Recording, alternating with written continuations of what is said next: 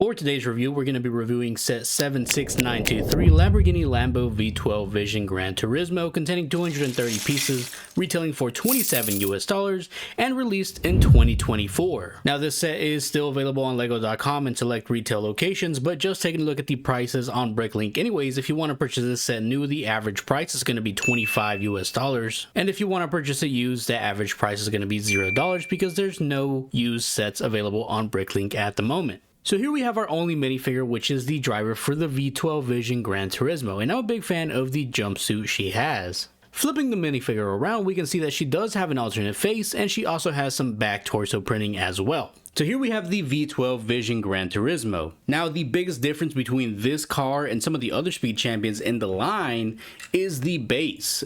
This has a constructed base, and then the other speed champions have this big piece working as a base, and then they work from there. Now, the reason that they chose to go with this base is because it is a supercar, so it's going to have a lot of curves down here. So they have to construct those curves instead of working off of a base, because then the car starts getting too big if they work off of a base, or they can't really make the curves work with that base. So it makes sense for them to go this route. It was very surprising to see, however, but I think it does make sense. Now, another thing I want to talk about as well is the sticker sheet. There is a lot of stickers on this car. 27 total, not including any duplicates. And as you can see, the most annoying one is this number 8 right here, which there is 2 of. So that one was the most annoying sticker to put on. And that one goes on the back of the vehicle on these pieces right here. As you can see, they just go on the side of that modified plate. So those were really annoying to put on. I wish that was just printed, but that's not the case with this vehicle. Now, from there, we can talk about the vehicle itself. There is some inaccuracies that are kind of annoying. First, there is a lot of gapping issues on the front, right? You can see right there, there's, even if you push this down all the way, there's going to be a lot of gaps in the actual driving area of the vehicle, which is really annoying. The front is pretty inaccurate as well, and it kind of feels unfinished up in this area just because there's so many studs just hanging out, and it's not really as I guess angled with these pieces right here. It just feels unfinished up front, which is kind of annoying. The rest of the vehicle is fine. I feel like these probably could have been a little bit further out, and that would have made it a little bit better, but it's kind of hard to do that with an 8-studded vehicle, so they can only work with so much, so I get that. From there, we have this area in here, so this isn't, you know, as curvy as it should be. There's definitely some drawbacks to going with this base, or, you know, kind of the way that they connected these front pieces. As you can see, there's a Technic pin there, and it just kind of connects two large pieces that you build separately, and then you put it together. So that Technic pin is holding those things in place, or at least helping hold those things in place. But because of that, they're not they don't have these curves in here as they should. So right here you can see everything is curvy, everything is you know, kind of moving in a direction together. Here it's just, you know, this big rectangle, which is not very nice to look at. So I feel like that's one area where they could have made some improvements, but they didn't, so we'll just leave it at that. From there, you know, we got the back area. There's a lot of stickers back here. The spoiler is, I think it's pretty good. It's not perfectly accurate, but it's very hard to get it perfectly accurate with what's like actually on the car itself. And then we got the exhaust area back here, which I don't really like too much. I really don't like the big gap that's right here. It's just very ugly to look at, I will say. It's not aesthetically pleasing. These are perfectly fine, but I just feel like they should have raised these up a little bit higher, and that would have gotten rid of that gapping issue. It's just not very pleasant to look at. Or they could have, you know, tried to put some pieces in there to make it black so it's not as noticeable if you're looking at it from afar.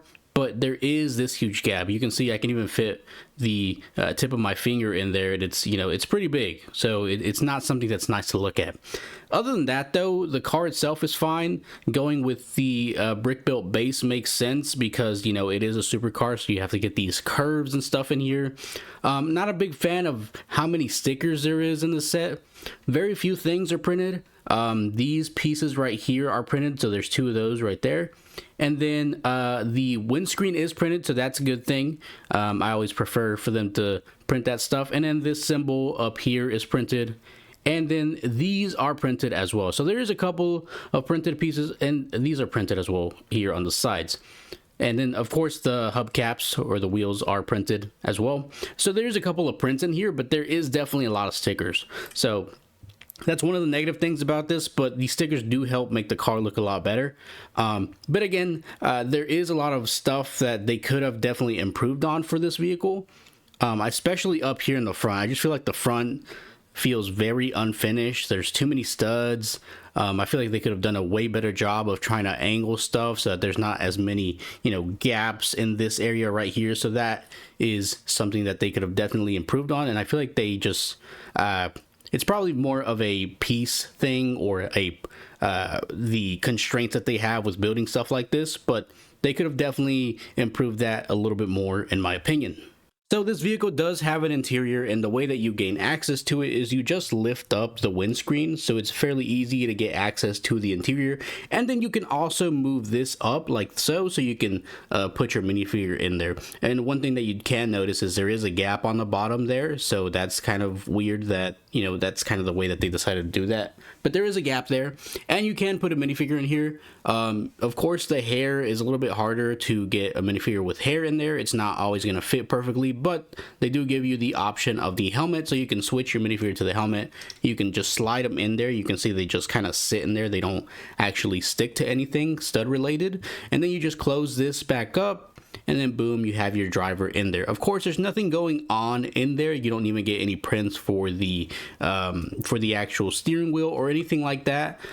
So that's kind of, iffy, but it makes sense because there's not really much space in there to begin with. Like, you can't really have, like a panel for, telling you the miles per hour and all that stuff, right? But it would be nice if we got some type of print for a steering wheel here, or they would have gone with a different route for this. There's just not really a lot of space in there, and that does happen a lot too, where this windscreen will fall off. It's because of the connection. It's just connected with studs right here, so it's not the strongest connection. So that's kind of annoying as well that that happens so often. But this is you do have an interior, and you can fit a minifigure in there, which is that's the important thing, right? You can fit a minifigure in there. You can't really fit them too well with hair, but you can try to make it work. It just depends on the hair you use. But the hair that we get in this case is this right here, and it's just a little bit harder to fit this in there, just because it's a lot bigger than most hair pieces, such as those for male characters. But for female characters, it'll be a lot harder to kind of fit their hair in, or anything that's tall as well. Any type of tall hair, that would be very difficult to fit in here as well. But you do get an interior, and then this is what a minifigure looks like in there as well. On top of that, the vehicle does roll, so you can roll it around here. It seems about the same amount of friction that you would get on other vehicles, other Speed Champion vehicles, so that's good. It might be a little bit faster actually, but this might just be on the surface. On top of that, you can also place it with your other Speed Champions vehicle. So here it is next to this vehicle right here, and you can see that they're about the same size if you line up the wheels, so that's kind of a size comparison there. And then if you get this other Speed Champion vehicle, you can kind of line them up as well, and you can see that one is a little bit bigger than all the other two, right? That one is just a tad bit bigger. If you try to line up the wheels, you can see the back hangs out a little bit more, and the front is just a tad bit longer. But you can see the size comparisons here, which is very nice as well. And here's kind of a little bit more of an aerial view of the sizes of the vehicles all together. So again, this is everything you get in set 76923 Lamborghini Lambo V12 Vision Gran Turismo, containing 230 pieces, retailing for $27 and released in 2024. Now the price per piece on this set is 12 cents per piece, which is a little bit above the average. It's still not terrible, but it's not entirely perfect either. What I will say though is that I always look at the end product for sets, and I don't entirely feel like this is worth $27. I feel like this would be more of a $24 set. I feel like they're kind of skimping out on some stuff here, especially because the car isn't exactly perfect. It's not even with the fact that it's highly inaccurate. It just kind of feels unfinished or too open in some areas. It feels unfinished in the front here where the windscreen is. The windscreen does feel small, but the shaping over here feels weird as well. And there is a lot of exposed studs, which kind of makes it feel unfinished because cars don't have stuff like that really exposed. Even if it is Lego, it doesn't really have to have that many studs exposed. Back here, it's not a big deal. I feel like that's fine. It's just mainly the front where the hood is that it's kind of a, you know, something that bothers me specifically. The other stuff is like the side of the vehicle, so it's very like rectangular in there, which is not really something that you should be in a supercar. So I feel like they kind of did a bad job in that area. They could have definitely found a different way to do that while still making it very curvy in there so that it still has that supercar aspect to it. So that's one of the areas I feel like they could have done better in. And then another area is the back where the exhausts are. There's just that big gap in the back, which is I'm not really a big fan of. But at the end of the day, the end product is still good. I still like the car itself. There's just a lot of areas where I feel like they could have made improvement. And, you know, that's just kind of my opinion on the vehicle itself. So the end product itself, I think, is still good, but I still don't think it's entirely worth the $27 US. I feel like it definitely could have used some improvements in some areas, those that I talked about at least. And then if it was perfect in those areas, then it definitely could have been a $27 set. But as it is now, I don't feel like it's worth it. So if you want to get this set, maybe wait. Or, you know, if you don't care too much about the price, then you can just go ahead and get it. But me personally, I don't think it's worth the $27 US. It definitely could have been a lot better for that amount. But again, that's going to conclude my review of set 76923 Lamborghini Lambo V12 Vision Gran Turismo. If you are enjoying the content, consider liking the video. And if you are enjoying the content overall, consider subscribing. It is completely free and helps me out in the long run. Now, as always, I will see you guys in my next video.